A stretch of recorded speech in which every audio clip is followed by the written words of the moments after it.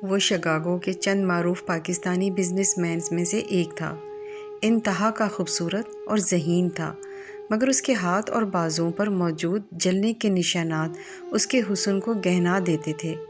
لوگوں کو جلنے کی وجہ سے بن جانے والے وہ داغ دیکھ کر کوفت ہوتی تھی۔ بھلے منہ پر کوئی نہ کہتا، مگر پیٹھ پیچھے سب ان داغوں سے کراہت کا اظہار کرتے تھے، اور سب کے ذہن میں سوال آتا تھا کہ اتنی دولت رکھتے ہوئے بھی یہ شخص ان داغوں کو سرجری کے ذریعے ختم کیوں نہیں کروا دیتا؟ مگر یہ سوال اس سے پوچھنے کی ہمت کوئی نہیں کرتا تھا، کیونکہ سب کے کاروباری مفادات اس شخص سے جڑے ہوتے تھے، اور کوئی بھی بزنس پارٹنر سے اسے ناراض کر کے کاروباری خسارہ برداشت کرنا نہیں چاہتا تھا۔ پھر ایک دن انہوں نے خود ہی اس راز سے پردہ اٹھا دیا اور ایک واقعہ سنا دیا اور کہا کہ میرا نام زاویار جان بلوچ ہے۔ میں 1990 میں امریکہ منتقل ہو گیا تھا، مگر یہاں منتقل ہونے سے کچھ سال قبل جب روس افغانستان کی جنگ زوروں پر تھی اور کچھ افغان مہاجرین پاکستان آئے تھے، تو کچھ پٹھان میرے علاقے میں بھی آباد ہوئے۔ ان میں سے ایک عورت تھی جس کا شوہر ٹینک کا گولہ لگنے سے شہید ہو گیا تھا، جسم کے ٹکڑے ہو گئے تھے، اور اس عورت کے پاس فقط شوہر کی جوتی کا ایک پاؤں بچا تھا جو اس نے بطور نشانی اپنے پاس رکھ لیا تھا۔ سینے سے چند ماہ کی بچی کو لگا رکھا تھا، اور بھوک کا یہ عالم تھا کہ عورت کی چھاتیوں میں بچی کو پلانے کے لیے بھی دودھ نہ تھا۔ خوراک کی کمی کے باعث وہ خشک ہو چکا تھا۔ بچی بھوک کی وجہ سے بلک رہی تھی۔ ان دنوں میں کوئٹہ میں دودھ دہی کا کام کرتا تھا۔ وہ عورت میری دکان پر آئی اور بچے کے لیے مفت دودھ طلب کیا۔ تب دودھ کی قیمت اتنی زیادہ نہ تھی۔ میں اگر بچے کے لیے 2-3 کلو دودھ عورت کو مفت بھی دے دیتا تو مجھے فرق نہ پڑتا، مگر جب میری نظر اس عورت پر پڑی تو اس کا حسن دیکھ کر میرے اندر کا شیطان جاگ گیا، اور میں نے اس سے نفس کی خواہش پوری کرنے کا ارادہ کر لیا۔ اسی لیے عورت کو ورغلانے کے لیے کہا، بچی ابھی چھوٹی ہے، تم اسے ماں کا دودھ پلاؤ، یہ جانوروں کا دودھ اس کے لیے انتہائی نقصان دہ ہے۔ میری بات سن کر وہ عورت کچھ شرمندہ اور کچھ غصہ ہوتے ہوئے بولی کہ میرا دودھ حالات کی سختی کی وجہ سے خشک ہو چکا ہے، دودھ کیا خون بھی نہیں نکل رہا، ورنہ وہی اپنی بچی کو پلا دیتی۔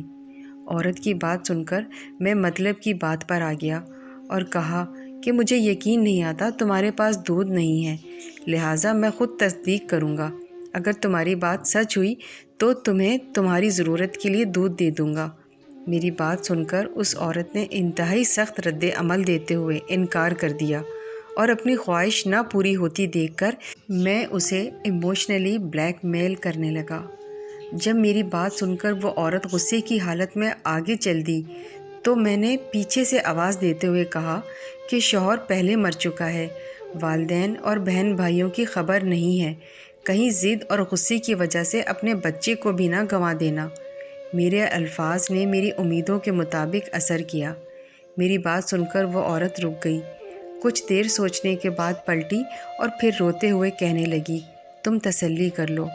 میں اس کے آنسوؤں کو نظر انداز کرتے ہوئے اپنے ہاتھ ناپاک ارادے سے اس کے جسم پر پھیرنے لگا، اور ساتھ ہی اسے رونے کی وجہ پوچھی تو اس نے بتایا کہ میں اس لیے رو رہی ہوں کہ آغاز اسلام میں جب کوئی سوالی دہلیز پر آتا تھا تو اس کا دین دھرم جانے بغیر نبی کریم صلی اللہ علیہ وآلہ وسلم کی بیٹی اپنا دوپٹہ یہودی کے پاس گروی رکھ کر بھی سوالی کی مانگ پوری کر دیا کرتی تھی، اور آج مسلمانوں کے پاس سب کچھ ہوتے ہوئے بھی جب امت محمدیہ کی یہ بیٹی ایک مسلمان کی دہلیز پر آئی تو اس مسلمان نے اللہ کے نام پر دینے کے بجائے شیطان کی بات مان کر دینا مناسب سمجھا۔ عورت کے لفظ محض لفظ نہیں، تیر تھے جو مجھ پر چل گئے۔ میں نے نہ صرف اس عورت کو ضرورت کا دودھ دیا بلکہ گھر پڑا ہوا اناج بھی ان افغان مہاجرین میں تقسیم کر دیا۔ میں سارا دن ساری رات رو رو کر اللہ تعالیٰ سے گناہ کی معافی مانگتا اور کہتا، یا اللہ، عذاب دینا ہی ہے تو اس دنیا میں کوئی آزمائش دے لے، میں آخرت کے عذاب کو نہیں سہ پاؤں گا۔ کچھ عرصے بعد اسے گرم دودھ کے گرنے سے میرے ہاتھ جھلس گئے اور پھر میرے ایک دوست نے مجھے علاج کے نام پر امریکہ بلا لیا۔ یہاں میرا علاج ہوا اور یہیں میں نے اپنا کام شروع کر دیا، یہیں شادی کر لی۔ میرے ہاتھ ٹھیک ہو گئے مگر جلنے کے نشانات باقی رہے۔ اللہ تعالیٰ نے مجھے ترقی دی اور میں نے کروڑوں ڈالر کا بزنس سیٹ کر لیا، مگر اپنے ہاتھوں کی سرجری نہیں کروائی۔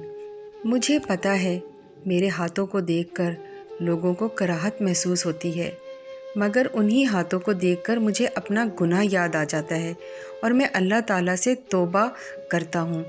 بس یہی وجہ ہے کہ میں نے کبھی ہاتھوں کی سرجری نہیں کروائی۔ شاید میری توبہ کبھی قبول ہو جائے۔ آپ لوگ بھی میرے لیے دعا کیجیے گا۔ اگر آپ اس طرح کی ویڈیوز روزانہ دیکھنا چاہتے ہیں تو ہمارے چینل کو سبسکرائب کریں، لائک کریں اور بیل آئیکن کو آل کلک کریں۔